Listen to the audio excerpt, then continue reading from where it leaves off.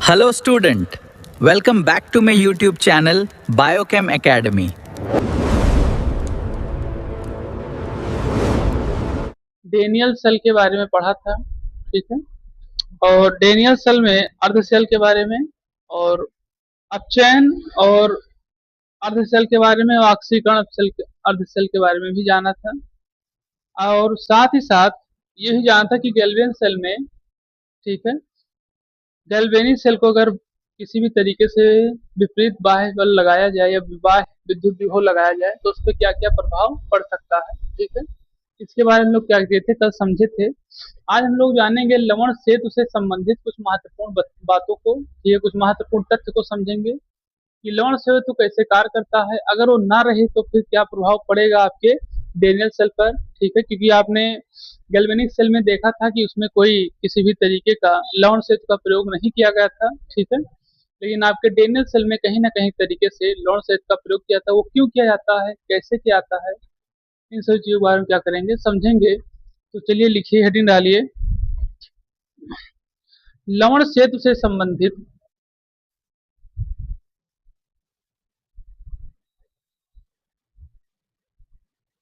अब ये कार्य कैसे करता है, इसका हम पहले एक एक टॉपिक को समझेंगे। तो लिखिए पहला इसका, फिर लिखो संरचना में।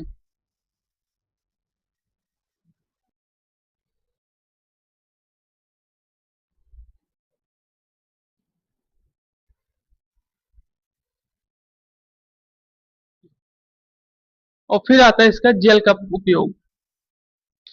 फिर इसके बाद आपका आता है जिलेटिन के बाद में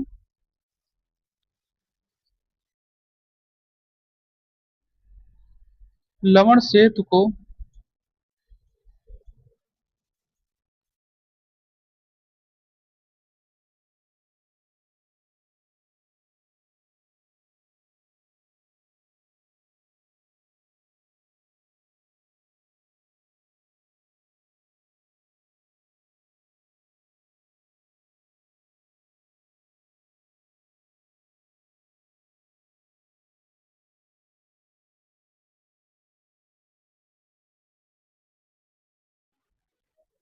चलिए अब समझे इसको। तो यहाँ बताया जा लवण सेतु से संबंधित कुछ मुख्य बिंदु के बारे में क्या क्या चीजें बताई गई हैं। पहला था यह परिपथ को पूर्ण करने के लिए दो अर्धसेलों के विलयनों को क्या करता है, जोड़ने का कार्य करता है। आपने देखा है कि ऐसे बने रहते हैं दो अर्धसेल, ठीक है, और इनको एक तरीके से ये क्या करता है, जोड़ने का कार्य करता है यहाँ पर, ठीक। और फिर उसका क्या बताया जाता है, इसकी संरचना कैसे तैयार की जाती है। यह आमतौर पर उल्टे यू आकार का, जैसे आपका यू ऐसे बनता है तो इसके ऐसे बनाया जाता है, ठीक। उल्टे यू आकार के कांच की नली होती है, ध्यान रखिएगा, कांच की नली का भी प्रयोग करना एक अलग व्यवस्था है। प्लास्टिक की नली का प्रयोग क्यों नहीं किया गया, कांच की नली का ही क्यों प्रयोग किया गया। कोई भी चीज तो आपको बता दे, कांच की जो गुणवत्ता होती है, गलनांक होता है, वो कहीं ना कहीं प्लास्टिक से बहुत ज्यादा होता है। प्लास्टिक आपका किसी भी चीज का बनेगा तो कहीं ना कहीं उसमें कार्बन जरूर होगा, और धीरे धीरे प्रक्रिया होते होते उसके कार्बन का क्षरण करना शुरू कर देगा, जिससे जो बनाना चाह रहा है वो चीज पे बन नहीं पाएगी, ठीक। और जो कांच होता है आपने देखा होगा उसमें केमिस्ट्री लैब में बहुत सारे ट्यूब जो आते हैं, ठीक है, या कुछ भी फ्लैक्स या ट्यूब कुछ भी जो आएगी उस तरीके से कांच में ही बनकर आती है। आपके बीकर भी एक तरीके से कांच में, सारी चीजें उसमें कांच में ही रहती है, ठीक है, ये ध्यान रखिएगा। तो कांच की नली होती है जिसमें कुछ निष्क्रिय इलेक्ट्रोड, ठीक है, ये इलेक्ट्रोड एक तरीके से निष्क्रिय रूप में रहते हैं। किस लिए, क्योंकि ये अपने लिए निष्क्रिय होते हैं, ध्यान रखिएगा, अपने लिए क्या होते हैं, निष्क्रिय होते हैं। जैसे आप समझिए कैसे, जैसे आप समझिए बैक्टीरिया और वायरस को, बैक्टीरिया वायरस को अगर कहा जाए मृतजीवी होते हैं तो हाँ, जब तक कि आपके शरीर में ना चिपके तब तक मृतजीवी हैं, और जैसे ही आपके शरीर में चिपक जाएंगे जैसे ये परजीवी बन जाएंगे और आपके शरीर को खाना शुरू कर देंगे। आपने देखा होगा जुकाम हो जाता है तो क्या क्या दर्द होता है और कितना परेशानी होती है, ठीक है, सिर्फ जुकाम के कारण से। और ये भी एक तरीके से उड़ता हुआ जुकाम का भी वायरस कहीं ना कहीं देखने को मिलता रहता है। तो उसी तरीके से ये भी एक तरीके से इस प्रक्रिया में होते हैं, उससे तो निष्क्रिय होते हैं, लेकिन जब रिएक्शन में उपयोग किए जाते हैं तो बहुत भारी मात्रा में ये रिएक्शन में सपोर्ट करते हैं, और एक तरीके से उस रिएक्शन को या तो बहुत ऊंचाई तक ले जाते हैं या तो बहुत नीचे तक ले आते हैं, ठीक है। क्योंकि ये एक तरीके से क्या है, केसीएल क्या है, एनएससीएल क्या है, सब क्या है, हाँ, प्रबल विद्युत घट्ट है, ठीक है, का सांद्र विलयन होता है। ध्यान रखिएगा, सांद्र विलयन का नाम लिया गया है तो सांद्र विलयन आप लोग जानते ही होंगे, ठीक है। हाँ, अभी यस बताएंगे शांत विलयन क्या होता है। तो यहाँ बताया था शांत विलयन के बारे में, जो एक तरीके से ऐसे कार्य करता है कि वो एक तरीके से क्या हो, अनुपात में कार्य करता है क्या। तो यहाँ फिर बताया जेल के उपयोग के लिए, ठीक है, जेल क्या चीजें होती है इसका बारे में समझेंगे।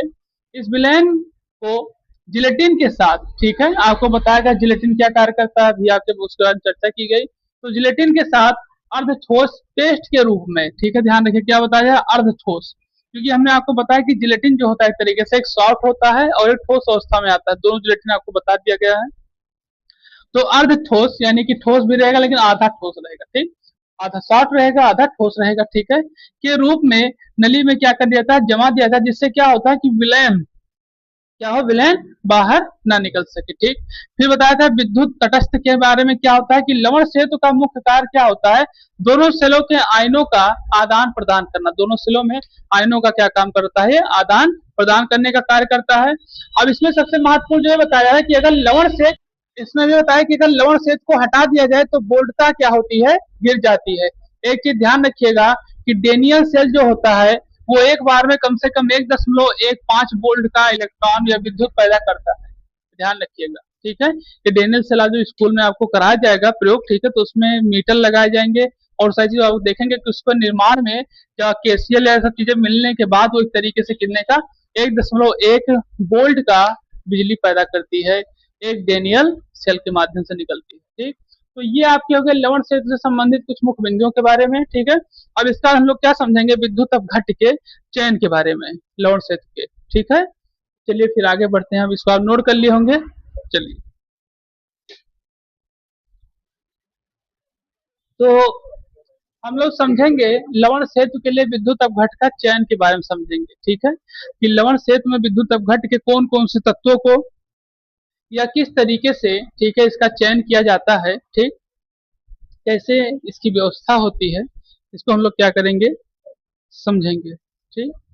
और या तो फिर ये भी इसमें बताया जाएगा कि चयन करते समय किन किन बातों का ध्यान भी रखना जरूरी है, ये चीज ध्यान रखिएगा, ठीक है। इसमें क्या बताया, आयन के आवेश तथा चिन्ह लगाकर, चिन्ह लगभग क्या होना चाहिए, बराबर होना चाहिए। इसमें धनायन का अभिगमन संख्या, जो जितनी मात्रा में धनायन के आयनों की संख्या ट्रांसफर हो उतने ही मात्रा में ऋणायन की अभिगमन संख्या क्या हो, बराबर होनी चाहिए।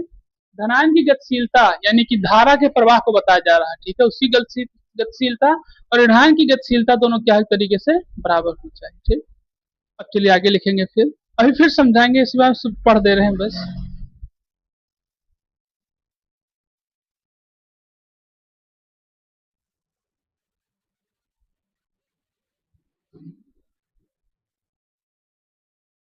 ठीक, अगला लिखिए।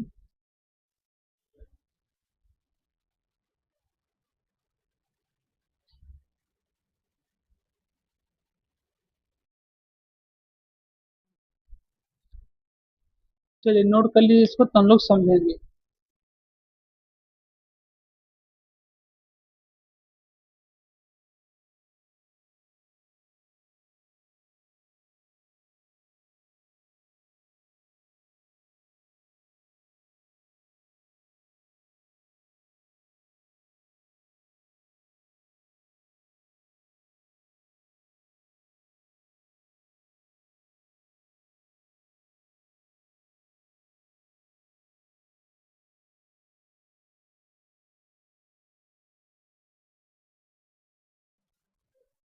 चलो देखो, अच्छा, तो यहाँ बताया था सबसे पहले लवण सेतु के लिए विद्युत अपघट्ट का चयन क्या होता है, बताया था कि आयन के आवेश तथा चिन्ह लगभग क्या होने चाहिए, बराबर होने चाहिए, यानी जो उनका आवेश हो और जो उनका क्या हो, चिन्ह, यानी कि जो धारा की प्रवाह हो, ठीक है, इस तरीके से बराबर हो, यानी कि धनायन का अभिगमन संख्या यानी कि धारा के प्रवाह और साथ साथ मतलब इलेक्ट्रॉनों का प्रवाह, इलेक्ट्रॉनों के आवेश के लिए, और साथ साथ धनायन की गतिशीलता यानी कि धारा के प्रवाह के लिए, दोनों क्या तरीके से बराबर कार्य करते हो।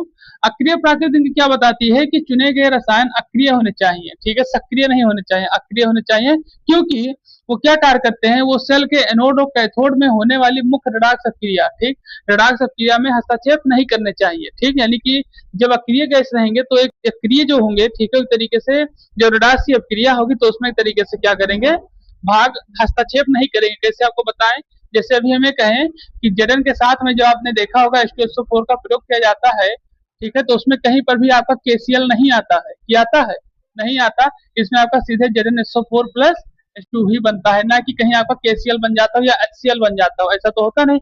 तो इसलिए इस चीज को क्या किया गया है, बताया गया है।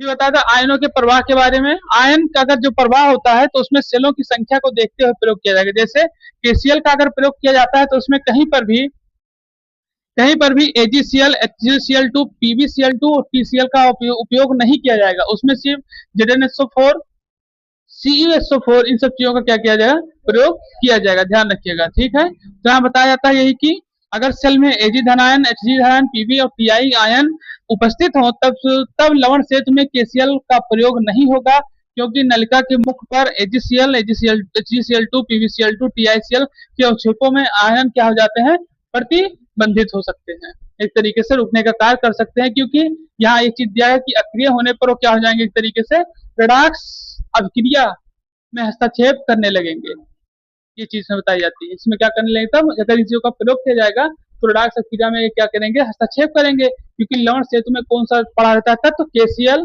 या KNO3 या NH4Cl। ठीक है, तो इसके कारण से अगर ये सब चीजें कोई भी पड़ेंगी तो क्या करेंगे, एक तरीके से ये हस्तक्षेप करना शुरू कर देंगे, इसी कारण समस्या हो जाएगी। ठीक, तो ये बताया था आपके लवण सेतु के लिए विद्युत अपघट के चयन के बारे में।